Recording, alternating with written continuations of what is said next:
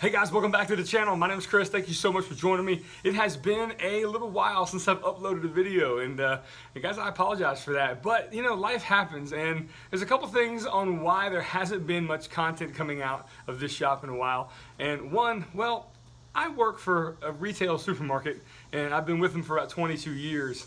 And Hurricane Dorian was slated to come right up through us, and that causes a widespread panic in the retail grocery world. And so we were busy, we worked a lot of hours. Turns out the hurricane didn't do too much to us, but that was a big, long week and a half of just chaos where I didn't have time to do much of anything. And speaking of those 22 years, well, I'll announce this a little bit more professionally and more, I don't know what you would call it, more concrete on another video, but I'm right in the middle of a career change. So, and it's not to do YouTube, okay? It's not there.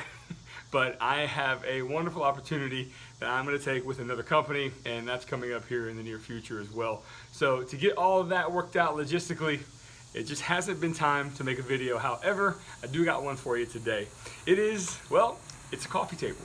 And instead of doing the river table with epoxy that seems to be so ubiquitous around here, I decided to do what I'm calling a mosaic pattern.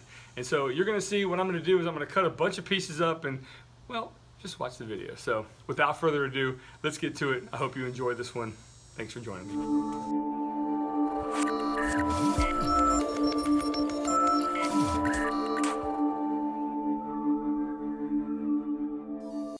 Okay, let's jump right in here. I got a 3/4 inch piece of Baltic birch that I'm gonna stain this mahogany red color from Minwax. After that, I've got some various different woods here. I've got some cherry, some mahogany. I believe I've got some, I don't know, walnut. You'll see, some purple heart, all kinds of different hardwoods here, and I'm taking them to the crosscut sled after they've been milled and cut to various lengths and widths.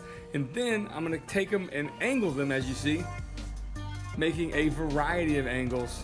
There's no method to this madness. I'm just kind of going about my business, making as many angles as possible. I believe maple and poplar have found their way into the mix as well. I like how sometimes you get some pieces of poplar that have some almost green or purple kind of colors in them. That's kind of cool. I found a piece like that. I figured this was a great opportunity to use that up as well.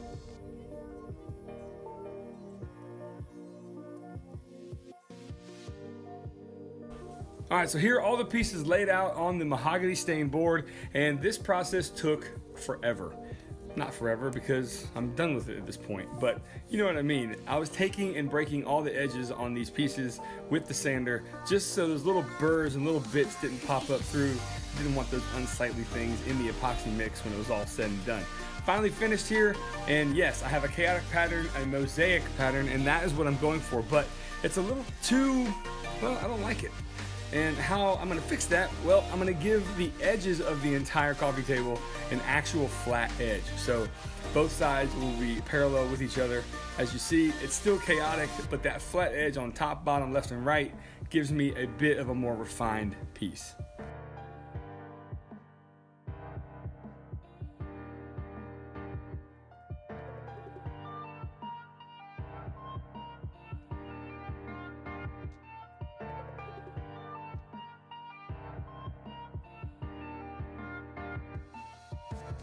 So now we're gonna spend a long time here gluing each individual piece down before we pour the epoxy. I've got here a T-track left over from another project that I'm using as a spacer and a straight edge. I'm using Titebond's Quick and Thick.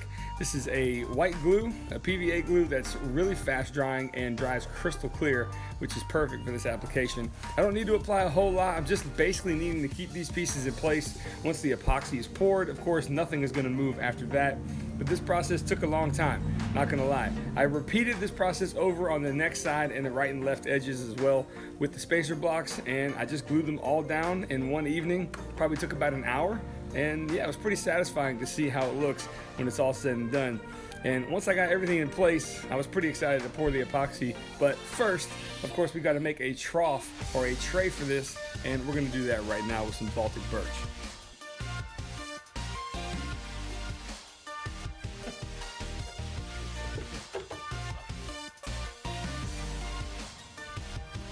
Okay, on to making this tray. I've cut down some 1/2 inch Baltic birch, just a little bit taller than the piece is thick, and then I'm covering each piece with some house wrap tape as well.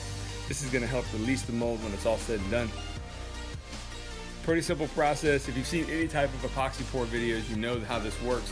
You can use tuck tape, you can use Tyvek tape, you can even use, well, you know, melamine. There's a bunch of ways to do this. But I've got the frame all framed out and I'm screwing it in place. And once I've done that, I've also gone and put some Tyvek tape on the bottom of it. That way I have no leaks. I'm pretty confident in it. I've done things like this before and had pretty good results in the past.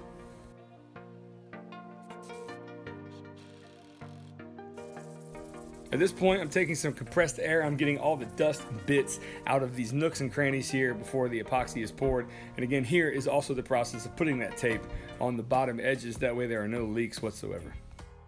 And now for the fun stuff. I'm using TotalBoat's 2-to-1 ratio high performance resin. This is a fantastic product, kind of a jack of all trades of epoxies, if you know what I'm saying. And I have a coupon code for you down below. Link down below, you'll see TotalBoat's website. If at the end of checkout you want to use the coupon code GLIMPSEIN, it'll save you 20% between now and the end of the year. It's also going to be in a pinned comment down below as well, so check it out. If you haven't gotten into the epoxy game yet, now's your chance to save 20% on everything they offer. Again, links down below, TotalBoat.com. Thank you guys, and let's get back to the project. One other big massive shout out I gotta give is my local area, Jacksonville Woodcraft. They allowed me to use their 20-inch helical head Laguna planer, and without it, I wouldn't have been able to get this project completed. Not only is Woodcraft kind of a haven for woodworkers, but they also have a shop in the back that you can lease to get anything done from what I did here to making a project from start to finish. So I'm gonna link them down below. Thank you guys so much, and let's get back to it. Okay, Jim, thank you, man. Awesome. Billy, That's great. thanks, brother. I appreciate it, man. Take care. Awesome. It turned out. Yes. Perfect. Awesome. Well, I gotta thank the guys at my local Woodcraft for hooking me up and allowing me to use their 20-inch planer to get this thing taken care of. Honestly, I don't know what I would have done without it. I probably would have spent hours and hours trying to get this thing flat. Unfortunately, my planer broke a few months ago. However, thank you guys. Billy, Jim, y'all rock. I appreciate it. Now, it's time to get out of these clothes and let's get back to work. All right, that's more like it. Let's go. With the piece finally home, it's time to take apart the trough we made that was holding all that epoxy in place. Again, I'm just using pinhead screws to attach it all. Once I remove them, you can see here there's very little resistance to the epoxy sticking to the actual Tyvek tape or the house wrap tape. Very quick work of this. I'm sanding it down from 220, 320 up to 400. Then I'm taking some mineral spirits to kind of show you the beauty of what's underneath. And I've got a few more coats of epoxy. The pores were a little bit too thick in my estimation, so there were a couple little fissures, a couple little holes in some areas, but real quick work. Mix up another batch of the 2-part epoxy and go ahead and flood the surface, and then do it again and paint it on with a foam brush for your final coat. And this piece is looking, well, it's looking pretty nice, if I do say so myself. Check it out.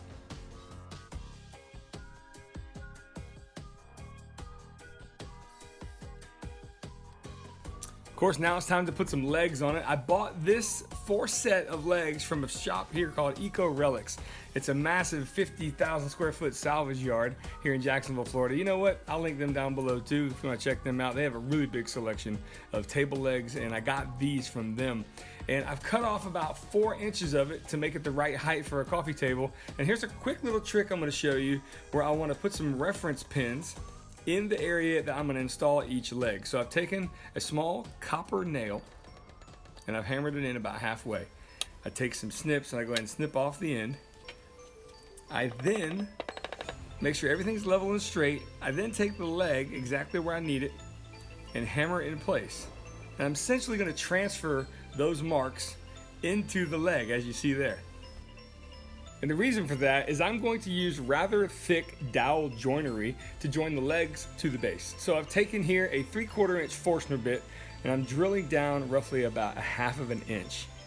I'm taking the same Forstner bit and I'm drilling down in those reference marks that were made in the leg by about the same amount. I've then got some 3/4 inch dowel pieces that I'm cutting at 7/8 of an inch. And as you can see, they're perfectly round, but I need a little bit more of a channel for the glue to go into, and I don't want this to be an absolute super tight fit where the glue won't even get in there. So I'm going to my disc sander here and I'm just taking a few passes in 3 different areas, creating just a little bit of a void that gives me a little bit more working time with the glue being in there and a little bit better fit.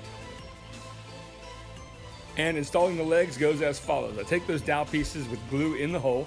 I go ahead and hammer them in. I do the same thing to the legs themselves, making sure to use enough glue. I don't want to super saturate this, but I'm using enough for the application, as you can see. I then take that, hammer it in place. I do this to all 4 legs. And honestly, if you would have joined these legs on this table a little bit differently, please, I'd love to hear it. Leave me a comment below how you would have done it. But I think this is going to work pretty well. And of course, there is no clamping pressure on these just yet, but that's about to change. I'm turning the table over and I'm taking a cabinet clamp or a bar clamp, and I'm just going to clamp each leg individually and let it sit overnight.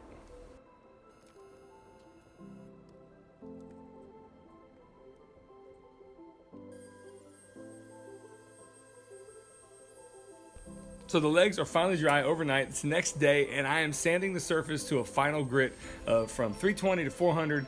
And what I'm doing here is I'm actually going to cover up the edge banding as well before I put the final coat of finish on the top and the legs. This is simply some strips cut to about 1/4 of an inch on the table saw. This is cherry, I believe, and I'm just tacking it in place with some glue and some 23 gauge pins. And then I'm going to come back with a flush trim saw and then sand it all down, making everything nice and smooth.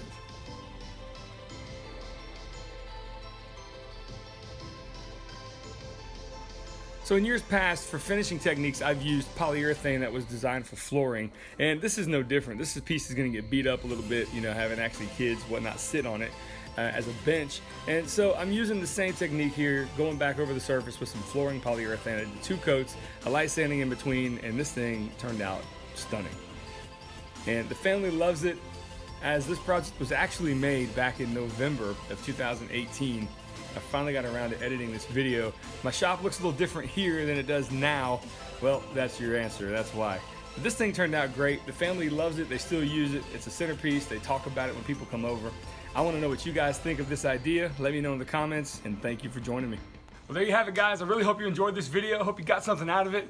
And yeah, I think it was a pretty cool idea. And I think it turned out beautiful. And it was actually a build for a client, and that family loves it as well. Coincidentally, I think it was a coffee table. It turns out it's going to be a bench that's going to go along their dining table for their kids to sit on. But you know what? To each their own. I'm glad they're enjoying it.